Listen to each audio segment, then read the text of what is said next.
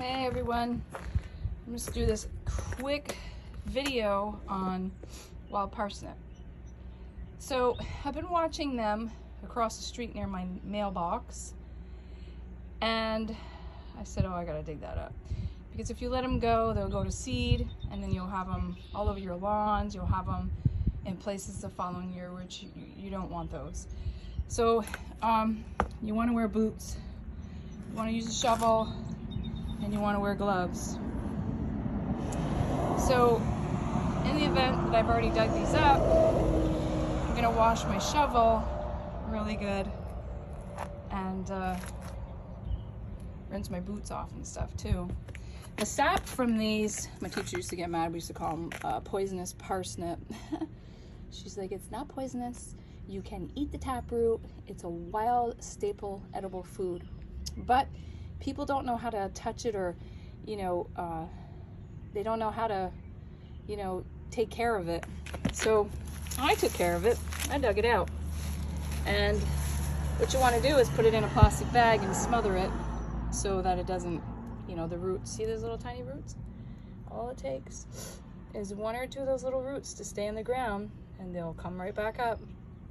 You have to be on top of it every year, or you will be bombarded with wild parsnips. And the blisters, and I've gotten them on my foot.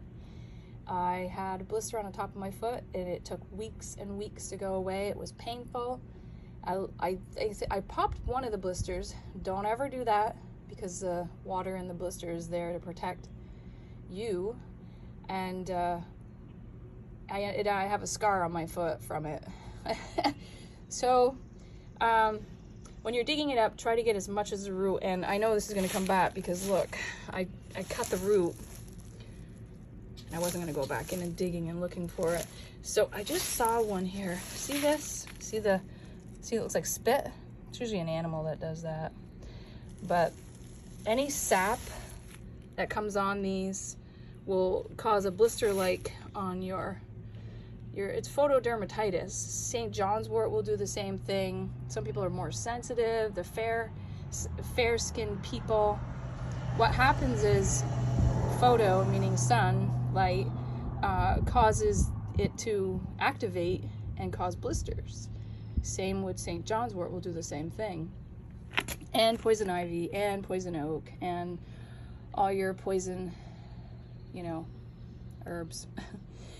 And another note is poisonous herbs have their place. Either animals eat them and we can't eat them. And they're also made in a homeopathic form. Like belladonna is also a very poisonous plant, but it's used in a homeopathic form for nightshade foods. It's a nightshade. So if I eat too many potatoes or tomatoes and I get a reaction, I'll take the belladonna and the reaction will stop. Helps with hot flashes, so heat, red cheeks, when you have a fever, that's belladonna. And there's aconite, which is poisonous, but in a homeopathic form, it's very useful for any type of poisons. So yeah, don't underestimate these poisonous plants, because they are used medicinally, but they're diluted so many times in a homeopathic form that there's only a vibration left. It's hard to wrap your head around that, but if you've studied homeopathy long enough, you get it. Over time, you figure it out. So these tap roots are edible because it is a wild parsnip. If I was starving and that's the only thing I could find, I'd be very careful. I would know how to pull that taproot and literally eat it as a wild parsnip.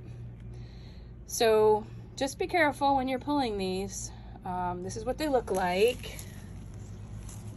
Get some books out, do a little research. And another one I think I saw was water hemlock, but I'm gonna keep my eye on it and see what becomes of it. Do not pick wild carrot, especially in the baby stage, because it looks so much like water hemlock. And if you don't know what you're doing, don't pick it. Don't pick wild pineapple weed. I know it grows in your driveway, and it's a bad place to be picking any herbs, because they will suck up all the toxins. They're doing their job. It's nice to identify them and to teach, but do not pick them and do not use them for medicine. Just use them for teaching. If you want to pick your herbs, grow them in the stages so you can watch them and understand them, or find somebody like me or other herbalists that have been doing it for many years. And I still question some plants when they're coming up. Like, I won't ever touch wild carrot because I know that I could be mistaking. I haven't picked it enough times. I've seen it plenty of times. I have no use for it in the medicinal world. I have plenty of other herbs. I have over 250 dried herbs that I do know that I use. I can leave that one alone. So, my little ranting, hopefully this teaches you a little bit here about this wild parsnip. So I'm just going to bag it up, leave it in the bag, throw it in trash. It'll just smother it. Throw it in the garbage like you would anything else. Anything that's a poisonous plant, don't burn it. Do not burn poison ivy. Do not burn poison oak, because those particles will be in the air and you're breathing them in. And who knows what that'll do to your lungs. You want blisters in your lungs, in your throat, in your mouth. Don't do it. Just smother them. We do that even with our male plants. We just put them in a bag and smother them. That's your best way to get rid of any poisonous plant. And these gloves that I used, I'll throw them away because I just don't want to take any chances. So I'll throw the gloves away. I'll wash down my tools. This is my favorite shovel in the world. And just throw it in the trash. I'll wash my boots down just in case something had rubbed up against my boot, like any juice from the plant. Even later down the road, you touch it, it still can, cause a problem. Same with poison ivy, poison oak. I haven't never really seen poison oak in Vermont. I'd like to, because I want to do some pictures. Poison oak is white berries. Staghorn sumac are purple berries, red berries, and those are not poisonous. The white sumac berries, they'll do the same thing. They'll cause a blistering, and yeah. So just be mindful of what you're doing. There's a lot of traffic. Sorry about that background noise. Busy road today.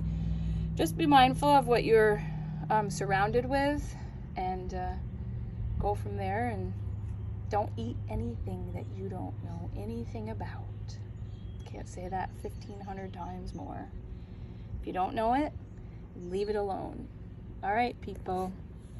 Have a safe summer. Peace out.